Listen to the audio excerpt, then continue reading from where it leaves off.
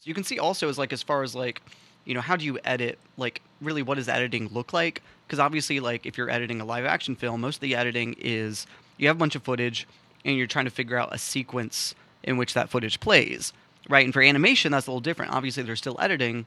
I'm still like, applying effects to different layers. Like that's still a part of it. I'm still, overlaying text and effects. But there's not really time-based editing. You can see like in the line art layer, it's pretty much unbroken for a single scene.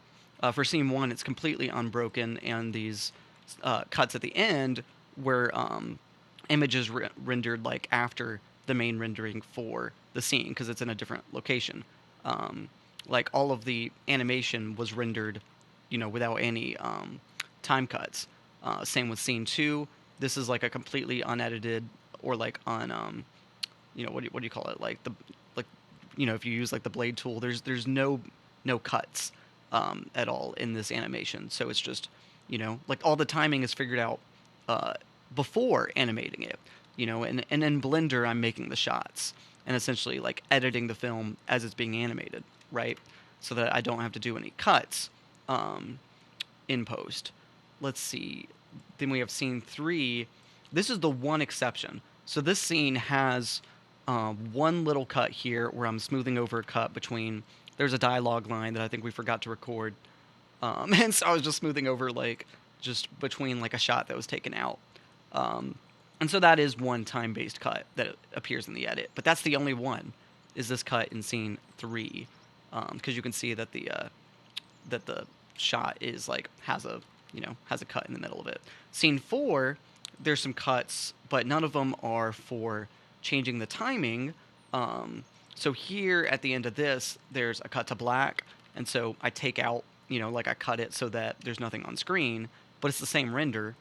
Um, this cut is because I re-rendered part of the shots. So it's like this is still continuous, like the frames are continuous with the previous render, but I re-rendered the ending because so there's these two characters that appear behind Dan-Man, and they don't appear earlier in the scene, but they appear behind him here, and their character designs were changed pretty late into the process.